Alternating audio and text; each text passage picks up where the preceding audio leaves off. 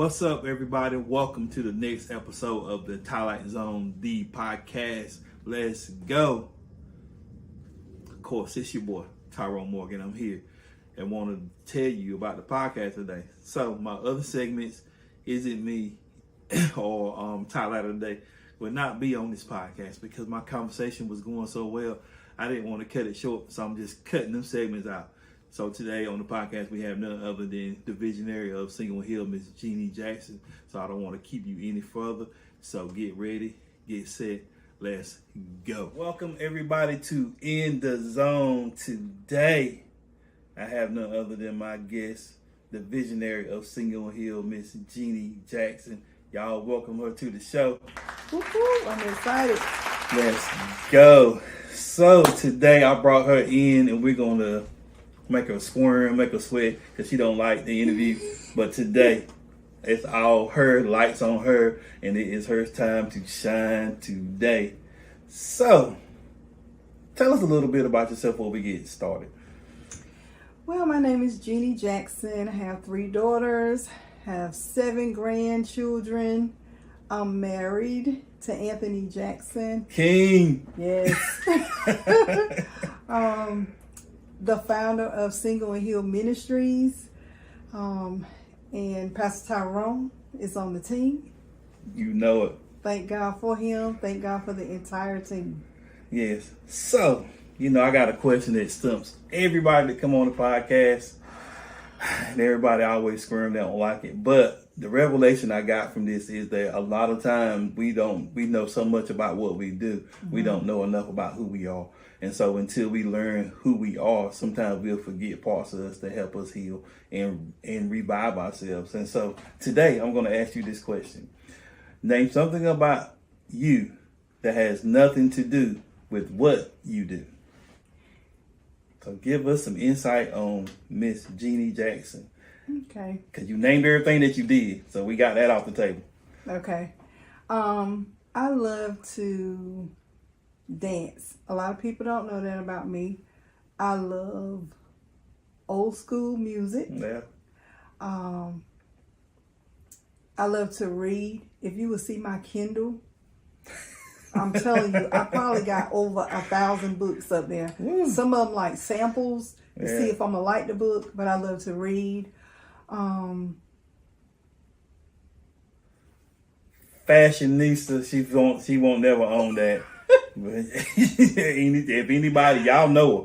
So y'all know when you see her, she's never out of style, and she's never looking like she don't have nothing to wear. Now he got me there. I love to shop. But I've been delivered. I don't shop like I used to. That ain't what King said, but I'm gonna leave that alone. Don't listen to King. Don't listen to King. But yeah, I love it. My favorite store is TJ Maxx. I love TJ Maxx. Yeah, I will say you have always claimed to be a bargain shopper, so I will give you that. Yes. Still love to shop. Yes. But we're here today. We just want to have a conversation. I want to talk about, we mentioned it, Single and Heal, just a little background and really what the emphasis of Single and Heal is and what it's about. Well, some years ago, God, 2013, he, told me about a ministry, didn't know what it was. And 2017, it kicked off. And it's basically, I was single, Pastor Tyrone been single.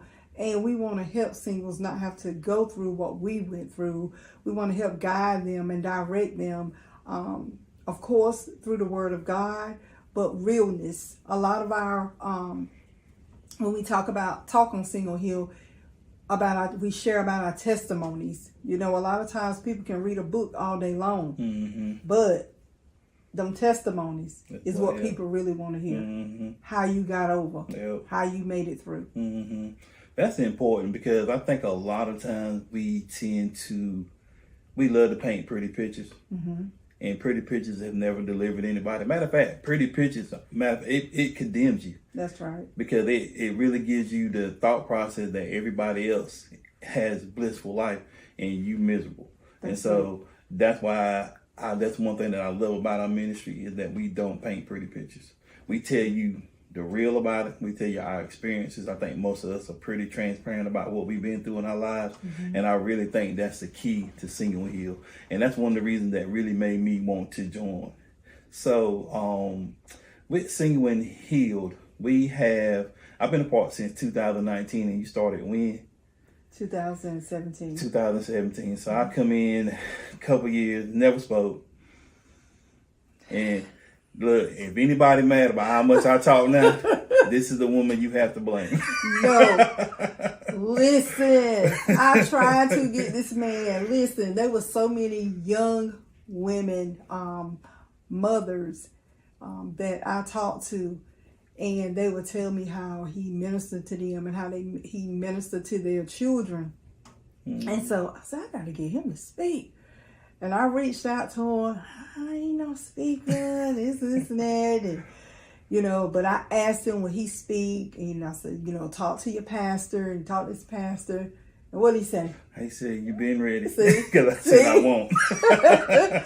And our second event, Free to Be Me, he spoke. And he did an amazing job, and he's been running ever since. I have running something crazy. It was something that I didn't want to do, but as soon as I did, the Lord told me that's what I was supposed to be doing. And so some people may want to thank you, others maybe want to get you because you have unleashed the beast. Oh my God, yes, because he be dropping them nuggets, man. I think just a couple of nights we had a singles Zoom, and he was dropping some nuggets, and Elder Rose and I were looking at each other like, my God, like, where that come from? Like, he just say stuff, and sometimes I be looking at him, I think he surprised his own self. Yeah, I don't even know what I be saying at the time. That's why I know it's been downloaded. It ain't come from me. It just come through me. And so really, with being single and being a man that's single, I think like God has always implied in me to be an example, right, of doing it right. So other men can know that you still can be cool. You still can be, you know, you can understand the culture, but you know you set apart from it. Right. So I could fit in, but I know, well, I can relate, but I know I don't fit in. And it don't bother me. And so you have to, especially as a man, we have to learn that. And so being around, being in Single and Healed has really helped me develop that. It's really helped God help me get that message out. It's helped me a lot. So I think one of the biggest things that I've learned from Single and Healed is just the experience of trying to get healed. And this is the and part, and be healed while I'm single. Because good. A lot of us ain't. That's right. So this is what I've learned about being single. Most of the time we spend more time complaining about being single than we do trying to get healed. And so when you get to a point that you could have a relationship, you can't receive it. That's right. Because you're so damaged. That's it. And so in your experience of dealing with single women a lot, what is something that you think that they deal with, and you've been single too, and so you've been through the experience also, something that you deal with that may keep them from becoming somebody's wife? Baggage. Yes. Baggage. Or, you know, bringing that into a new relationship. You have not healed from that. Like, you gotta be healed. Yeah. Because if you're not healed, you know, you go in that new relationship, well, you just like him, right? Or you just like her. He did the same thing. You have to be healed from that. I can truly say with my husband and I, we were married before and we divorced. And when we was married the first time, we had to separate because I kept thinking about, like, one day I'm good, and then the next day I'm ready to throw something, or I'm upset. So we had to separate and we had to divorce for me to heal. And the only way you can heal is to get around people that has been through that same experience and listen to their testimony. And, you know, get in your Bible, read other books about healing, learn healing scriptures. You know, that would help. Yeah. Because if you carry that baggage in, it's not gonna go anywhere. You got to heal. Yeah, and I think one of the things about healing is transparency, because I believe that you can never heal anything that you don't reveal. That's good. We hate to be vulnerable because we want people to think we're strong. We don't have any issues, when it's the exact opposite. I was listening to a podcast today, and the guy said, he said, you need to understand what you're feeling, because feelings, I always say feelings are great indicators, but bad drivers. And most of us let our feelings drive us to wherever they want to take us. But they are great indicators. And indicating, it lets you know if I'm mad, okay, first question should be, why am I mad? That's or why right. does this make me mad? Because then you gain an understanding, and then you be able to speak.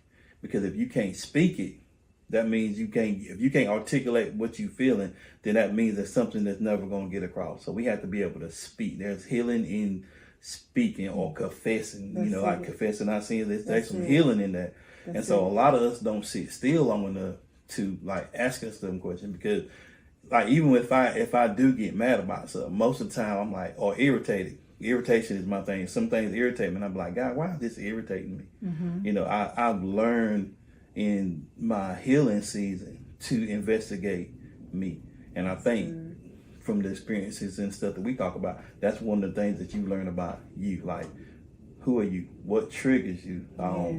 I can't remember. You always give something that always makes me think about that, but I can't remember exactly what it is right now. But you always say, finding out your triggers and different things, because a lot of times if we don't recognize what triggers us or recognize what puts us back in bad spots, we can't move forward in relationship. Right. So you said that you and King separated, I got divorced. You went through a single season. And so in your single season, what do you think helped? What made you make the decision that you're able to go back to King? Okay.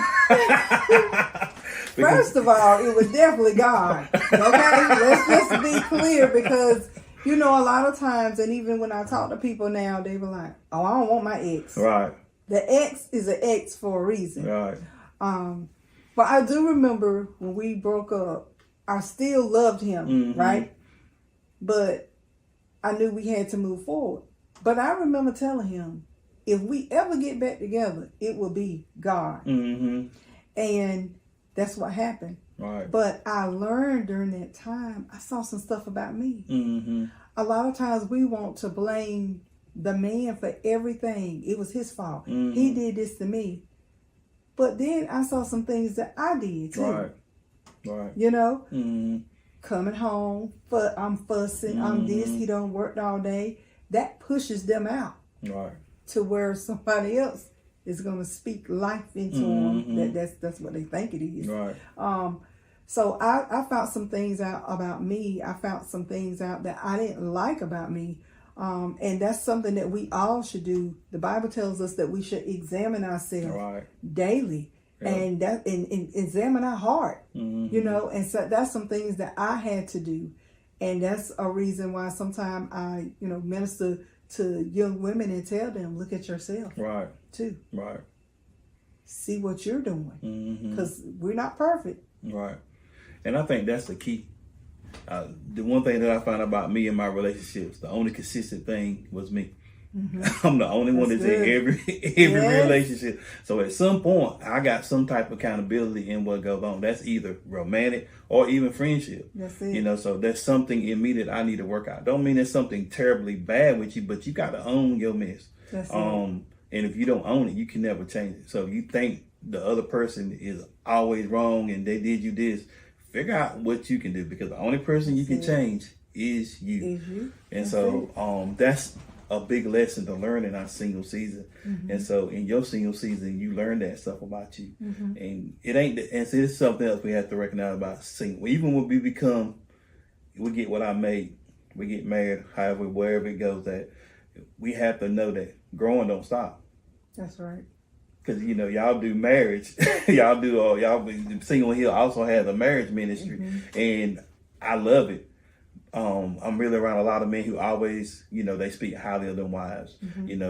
they don't run over.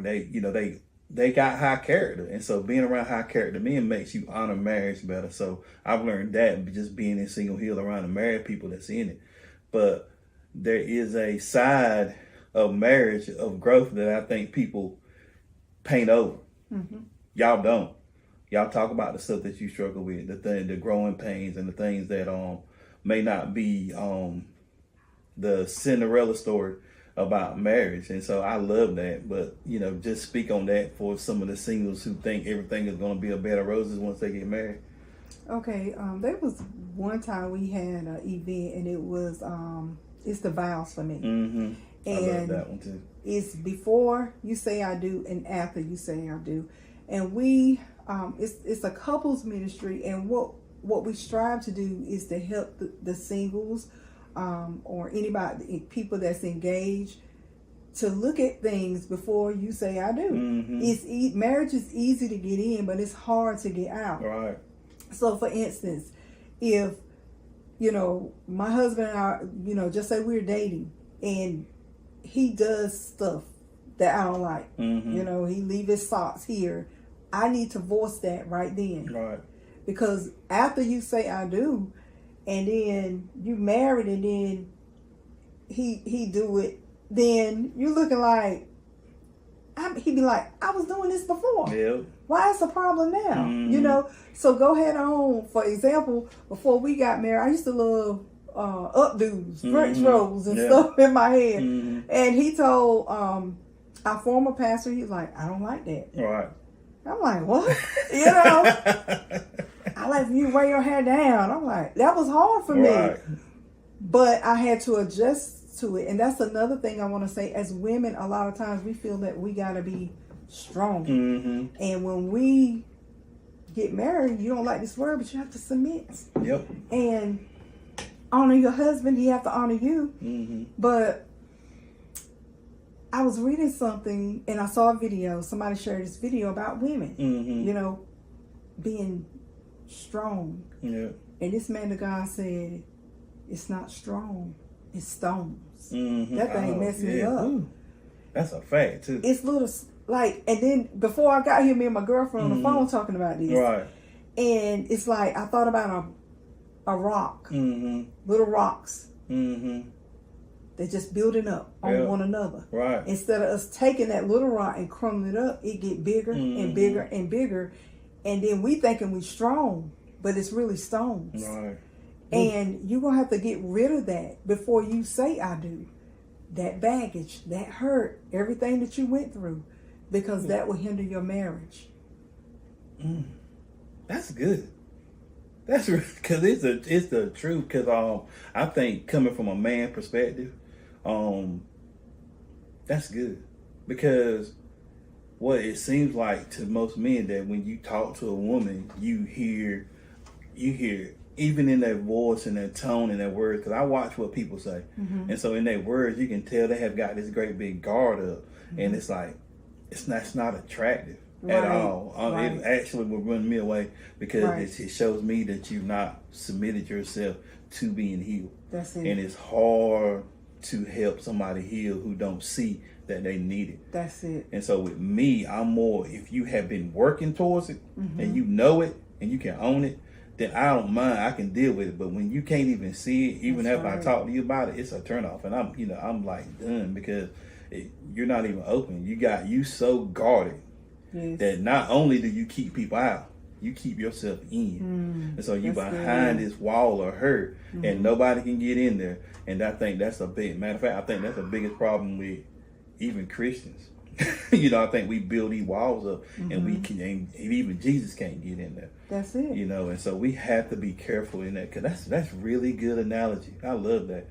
I was sitting listening to you about that wall, and I can say that when my husband and I broke up and divorced, I had a wall, and what I visualized is a brick wall. And a lot of times when you're dealing with a brick wall, you have to use something to knock it down. Right. And I had it up, and I never forget, I was dating this guy, and he was like, I thought you said you wanted to be married again. And I said, I do. He said, how are you going to love with that wall up? And I started taking it down brick by brick. And then he hurt me. Right. And I got angry with myself Mm-hmm. because I'm like, you told me to take it down and then you hurt me. Right. Right. Not understanding what God was doing. Mm-hmm. It was opening my heart up for forgiveness to my husband. Right. Right. And I was able to forgive him. Mm-hmm. And then we was able to remarry. That's good. That's great. I love that part of y'all story.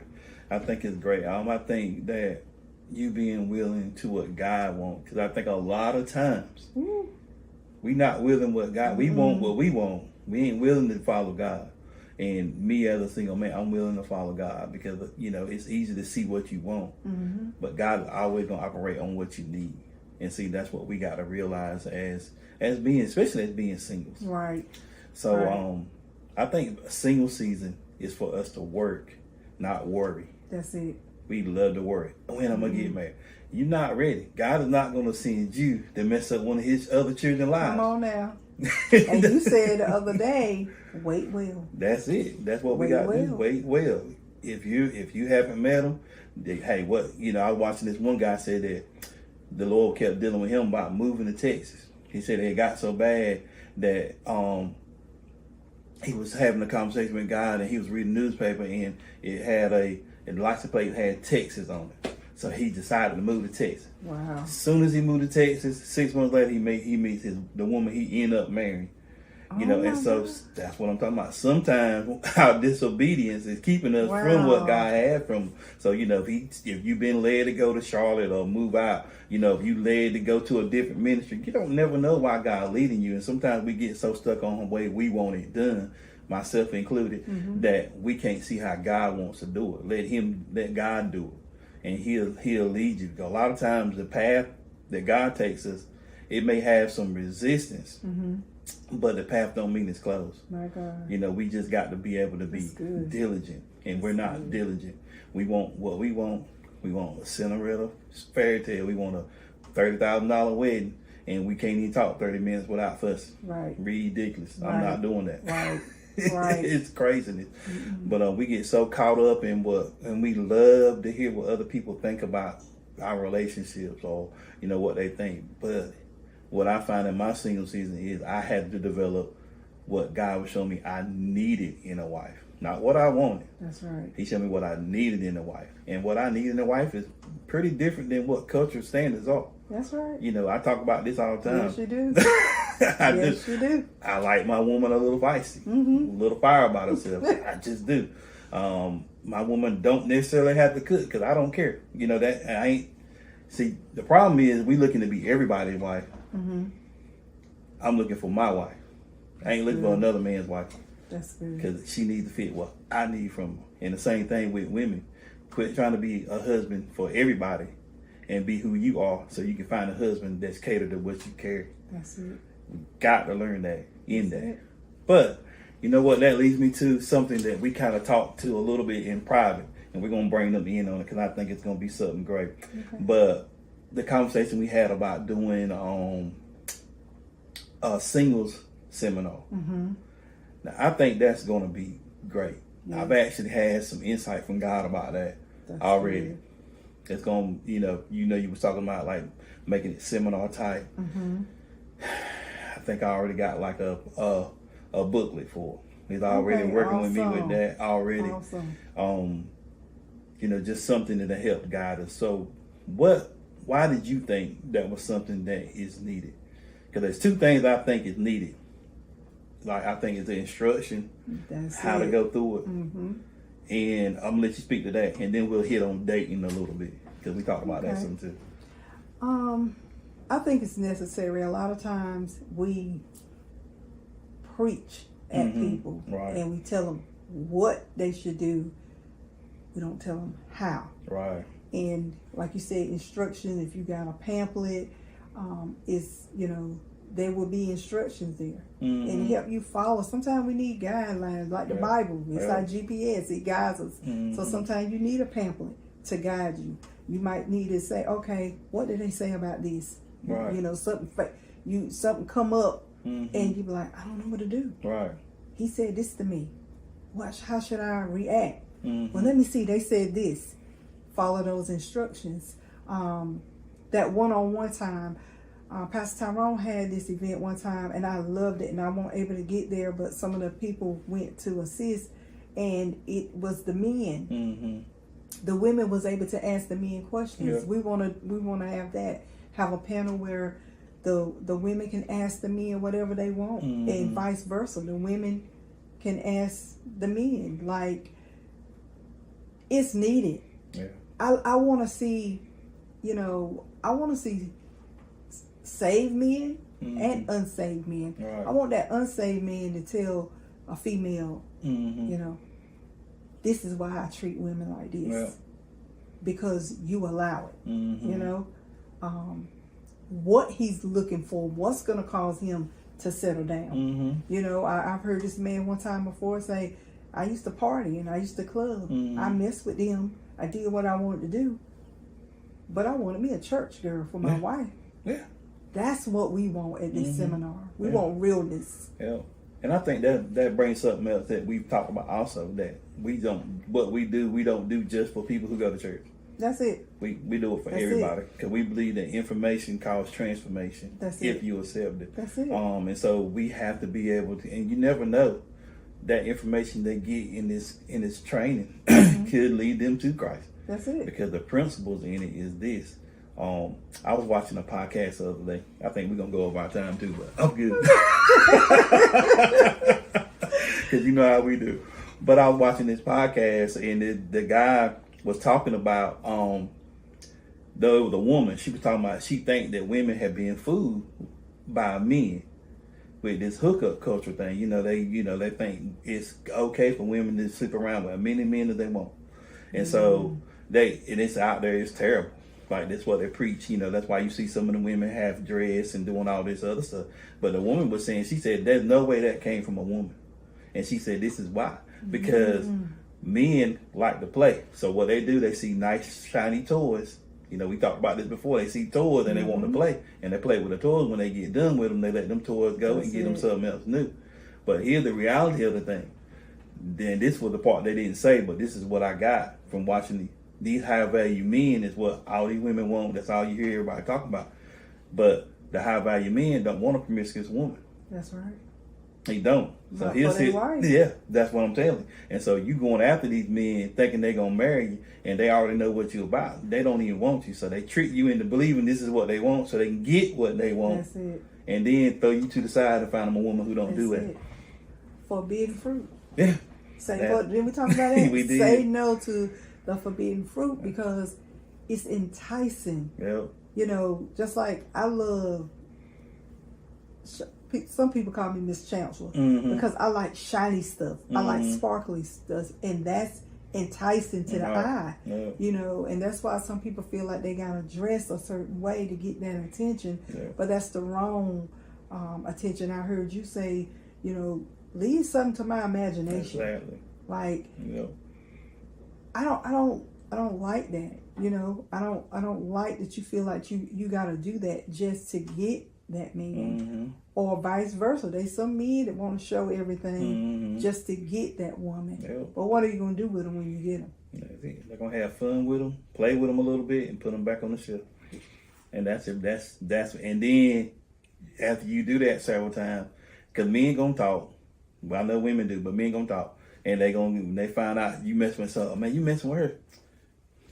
Not wife material, and so they're gonna play with you a little bit and that's the thing. That's what she was like really saying. Like, how does that benefit a woman being promiscuous, being out with all these different men, and then then when it's time for you to get with your husband, you can't connect with him because you done been with so many people, and so you have to be careful about that stuff and careful what you listening to, because it's crazy. They telling you, and you listen to some of these, I call them the crazy men, kind of like, which some of the stuff Kevin Samuels, if he said it in a different way, people would have received it better. But some of the stuff he said that was actually true, because y'all listen again, understand it, and some of the stuff that I stand on is stuff I heard him say, but I would never say it the way he did because they're not going to receive it right. Right. So you have to make sure if you're trying to get people to learn, you get it. You present the information so they can receive it, not so you can be right. But he talked about, most men ain't studying that stuff. So you start out young, don't know. You get fooled by what you see on TV. You show your body off because everything is tight and right, and they see you. They want to play with you. They play with you. Then you play with a couple more. You get hurt. Then you become bitter, and then you think all men the same. And then as soon as you start speaking that, you start attracting that. That's it. Because I believe what you say is what you get. And so all men are dogs. That's why you get dogs coming after you, because you, in your mind, that's what you believe in. You speak it out your mouth. So we have to be careful with our words.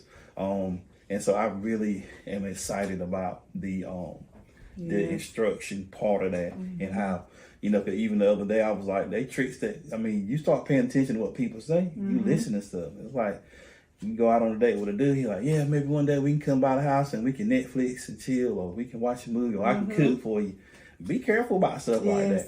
Yes. That's the way to get you to my house. That's it. You know what I'm saying? You're not coming to my house. Right. You just not. We're going to meet somewhere public. That's it. And that's how we're going to work until we get closer. And then you ain't certain times of night. You can't have people. We have to form boundaries. That's it. And you can't fool yourself, because when you fool yourself, you will fall. Right. Don't think you're strong now. No, that flesh is weak. No, now. I got strict boundaries with me as a man, because I'm a man. I'm not foolish to the desires of a man. I just ask the Lord to keep me while I need to be kept. That's it. I didn't ask him to take it. There's some foolish people who ask him to take it. I want one of those. I did that one time. I ain't doing that. I thought he took it too. That's what I'm talking about. Be careful what you ask the Lord. I said, keep me. I said, just for a little while, Lord, now. Just for a little while. Keep me as long as I need to be kept.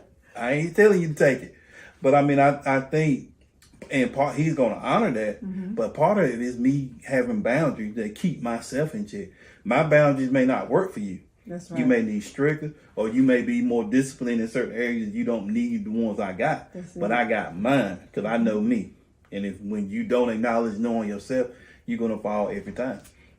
And so as men, we most certainly have to develop good and healthy boundaries, and you have to know yourself. That's it. My boundaries are my boundaries, and I stick with them, because I've almost fallen when I didn't. So I don't mess with it now. That's right.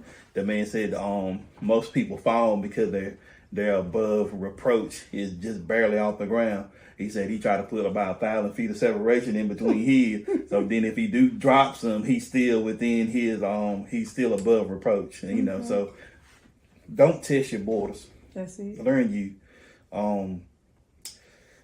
So I think that's all I want to say about that. So I wanted to talk about what was the other thing? We were going to talk about singles. You say instructions and dating. Okay. That's what it was, dating. So something that I think as singles, we taught how to do relationships. With some of us, we taught healing. But one of the things that I think that, and we talked about this too, is something that's not really discussed, is how do you date, especially date now and date while you save, because it's a little bit different to me. And I know we haven't developed something that we may not be able to teach, but I just think singles we're never really taught what dating looks like. And I think some of the problem that we have as singles is because nobody really tell us what dating looks like. Like, what is dating? That's like we even talked about courting back in the day. That we're talking about courting, and what is a date to somebody? My definition of dating may be different than yours. So, when I meet somebody, if I want to go to dating, that's one of the questions. Like, what is your definition of dating? Is it? And I think sometimes we get tied up with trying to marry somebody within 2 weeks. You know how the feelings get. Oh, he's perfect. Oh, she's perfect. And you marry them in the first 2 weeks and you don't even know. That's it. So I believe part of my dating in my mind is the process of knowing you without trying to actually connect by marrying you early on in my mind. I know you don't do it physically, but I've done it as a man. So, and I know women do it because women make emotional connections. So when we date, what do you think something that would be some good boundaries to learn somebody? Because one of the things I said about me, that's why I don't mind talking to more than one person Mm-hmm. because it keeps me from making that connection. That's it. Cause then I know I'm just, now we friends because I got other friends. Right. But in my mind, some of this stuff is also communication. Like, let's say I get serious about somebody I'm dating. I need to communicate, look, you know, I really like you. You know, this is how I feel. So I need to know how you feel and where you at. Because if we're going to continue, I'm going to need you to stop talking to your other friends in that way. That's right. So I think that's some of it. But I don't think a lot of times we willing to have them tough conversations and we get our feelings hurt because we assume things. So what is your thoughts on that? I think if I was out there in the dating world, the way things are now, I would want to know what's your why. Right. Why do you want to date? Mm-hmm. Because so many women want to date because they ready to get married. Right. You know what I'm saying? Right. My girlfriend got married. Mm-hmm. You know,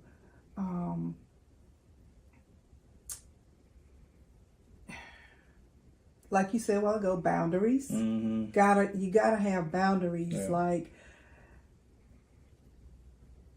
there's only one person that I know, and you, so two, and three, because I thought about Rosa, but Pastor Cynthia, the way she dated, right, that did something for me. Right. Because we was there, like, we knew every time she made a move, they made a move, they went out of town, her daughter was there. Partners. Yes, accountability, yes. Hell.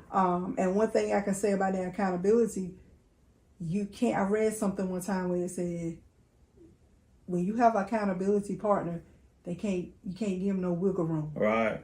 No wiggle room. Mm-hmm. And I think it was somebody on Facebook, he was talking and he was saying he had a friend guy that, you know, was his accountability partner. Right. And him and his girlfriend, fiance, said they weren't going to have sex. Mm-hmm.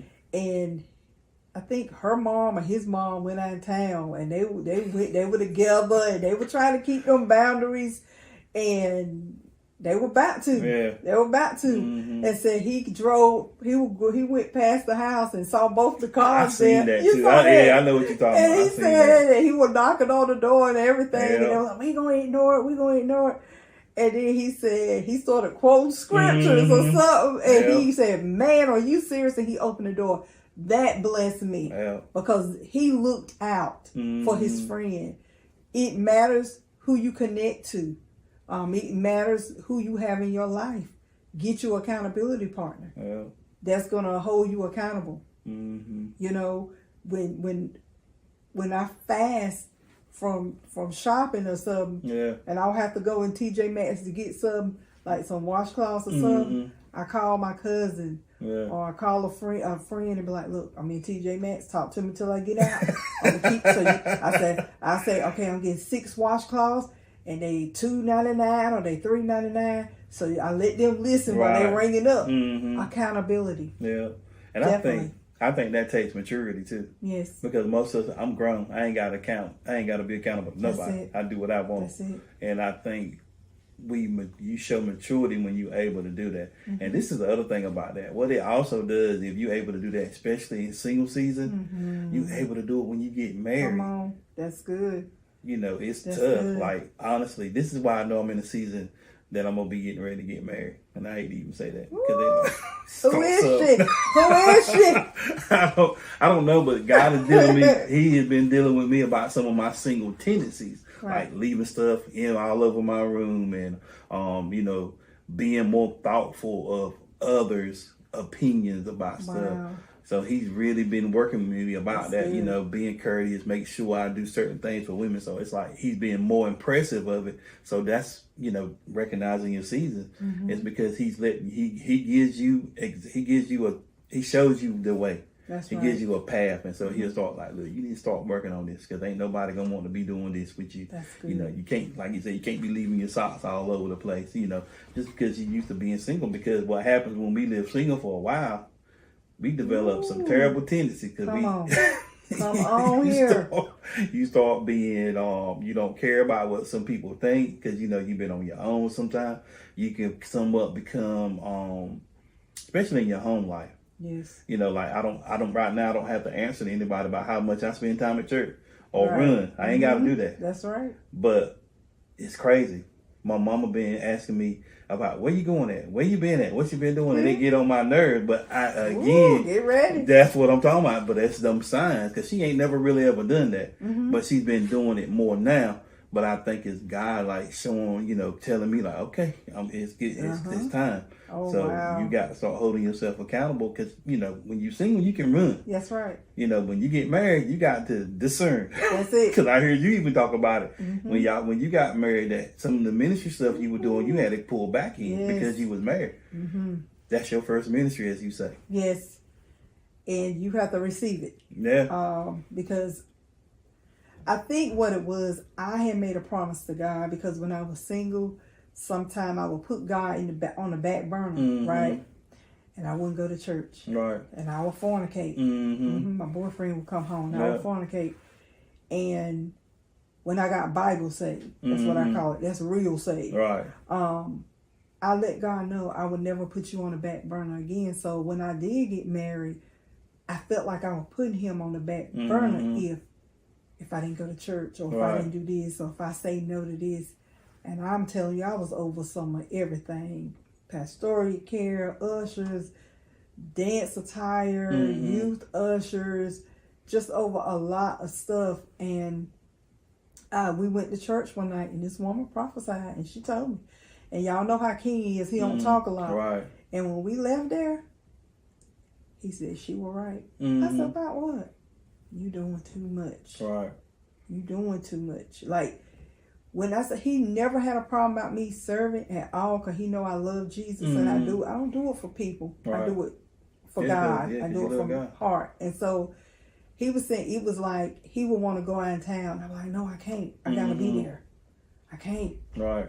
Because sometimes if I'm on there and something go wrong, I'm getting a call and I didn't want that. Right. So you have to honor God and you have to honor your husband. Yeah. You might have been single and you like, I'm independent. That was hard for me. Yeah. You know, I had to fold up clothes. When I was single, they laid in the chair for 2 weeks. Yeah. You know? Yeah, exactly. So Mr. Jackson ain't having it. So you got to. Yeah. It's a shift. So if you want to be married, it's a change. Yeah. It's gonna be a change. Prepare your mind. You can't do what you want to. Yeah, you can't be. The Lord told me to do this. Yeah, but you need to make sure you consult with your significant other. We need to have. We need to make sure that we understand that when you get married, it's a commitment. That's it. And we all have to submit. That's you know, a man has to submit to God, a woman has to submit to man. That's it. But I want my woman also to make sure she knows who God is. That's it. Because I need protection all the way around. I don't just need her, you know, to just follow my lead. I need the Lord to speak to her too, because we two become one. That's good. So actually, that's good, man. When we put it together, that's it. There is something that we bring together to this earth. And something that I want singles to realize too. Also, God ain't just putting you together for you can feel love. I think we have a big misperception about. I think most people don't understand the biblical definition of love, and we always want to feel love. That's why when we don't feel it, we go somewhere else to try to make sure somebody make us feel love.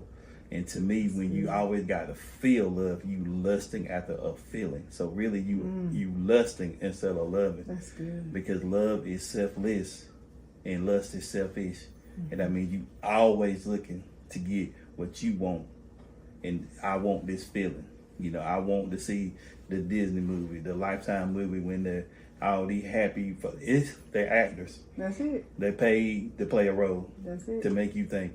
And so sometimes some of that stuff that you look at is really planting seeds of darkness and going to cause you to lose something that's that it. you should be keeping. That's it. Those what is it? Reality shows.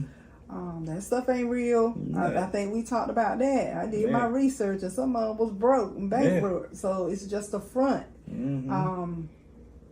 I would say too, as a wife, you need to pray for your husband. No doubt. You know, My husband tell you right now, he'll wake up with the crucifixion cross on his forehead. Like if I ever see him laying there rubbing their hand, I'm like, he thinking too much. Let me, pray for them. Yeah. They carry so much, and if God bless you with a good one, then Pastor Tyrone, you're a good one. I'm gonna I tell try you. to be. He is. He have kept his stance since I've known him, and that has blessed me because you don't see that too much from a man. They're not gonna turn down a woman. Yeah. And the crazy thing is, I do, and I even hate to say it, but I do get a lot of attention. We know. You always somewhere. No. I got super protective people over Yes. me. Yes. But they always look out for me. But I do. But the thing that keeps me focused is the vision that God showed me for my life. That's right. And right now, that's way more important than anything else that I got. So the woman is gonna have to line up with that for her to even get a chance. Because pretty smile, great shape, a bunch of money. None of that stuff don't. I got to find somebody who align with the purpose that God has given me. That's right. And that's what I'm looking for. And so I'm able, and that's why I think if you a woman and you marry a man or you want to be with a man, if he don't have some type of vision or direction that he's going, he don't know what he need to take when he go. So he gonna always be rolling dice with you. And so if that dude don't have a direction, your direction better be the opposite way from him, because he's gonna lead you down a path and you're gonna get somewhere and he gonna be changing his mind because he don't know what he want. That's the difference. I know what I need because I sat still with God long enough for him to show me. First me, because if I don't know me, I don't know what I need in a wife. That's good. So once he showed me, now I know what I need in my wife. And so now it's easier for me to pick and see who I need to date and who I don't need to date. I have a list, but it is not. It's boundaries. It's not a checklist. So, for example, and I'm really getting deep in the woods. I don't want y'all to know this, but I'm gonna give you this secret. So, for example, with me, if I know, like one thing I know about my wife, she's gonna have to be good with finances. Period. Because God is telling me stuff that he's going to bless me with. So I got to have somebody that's good with finances. I need a woman who has the ability to lead and wants to lead. Just can't be disrespectful. I don't deal with that. But she need to be able to lead. All men don't need that. Take notes. For where God called me, I'm going to need that. Right. And so that's why I said you have to make sure you being you, because that's how I know who you are. Not you following cultural standards, but you being who you are. Because there are women who are natural leaders, and there are men who want women that are natural leaders. So you can't listen to everything what somebody tell you. You have to know who you are. And one of the most, I was talking to one of the guys at church named Boz, he's single too. And one of the most attractive thing about a woman that most women don't realize, a man knows when a woman really being who she is. That's good. You know it. She walk different. She talk different. And you can even tell, if you listen on, you can tell when they faking. But it's something different. I say sexy about a woman who knows who she is. And so that, women who think you got to look a certain way, that's not always the truth. That's right. If you know who you are and you're not pretending, a man notices that. Trust me. I talk to men and we talk about this stuff sometimes. Like sometimes, that's why I said you can't fall in love with your preferences. Can't. That's good. We are a society that love preferences. And so you'll miss somebody because TV said he need to look this way. I can. He need to be, better look past that stuff. Because if you've been living long enough, you probably had that. That's it. And so how's your type worked out for you this long? That's right. So when somebody tell me insanity is doing the same thing over and over, expecting a different result. So if you keep doing the same thing, you operate in insanity and you causing your own problems. That's it. And we got to get by that. That's it. If I've been doing it wrong this long, I need to make sure that I go back. We always call it, I'm starting to learn to call the Bible my instruction manual. Because then it makes me look at it different. Not just the Bible, it's my instructional manual. So it tells me how I'm supposed to live. And if you listen to God, he don't say she has to be pretty. He does not say that she has to be a millionaire. He says what is it? What's the Proverbs 31 woman? Is the it's traits like her integrity, her dressing modest, Mm-hmm. her children, her husband call her blessed. Yeah, That's what you want. that's it.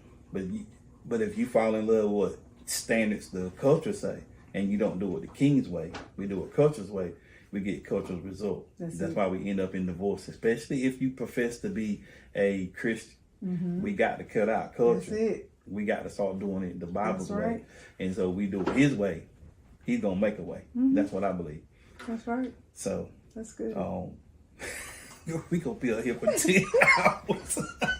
You know how we do. Be on the phone for 2 hours. Supposed to answer one thing. Right. And we'll be up there.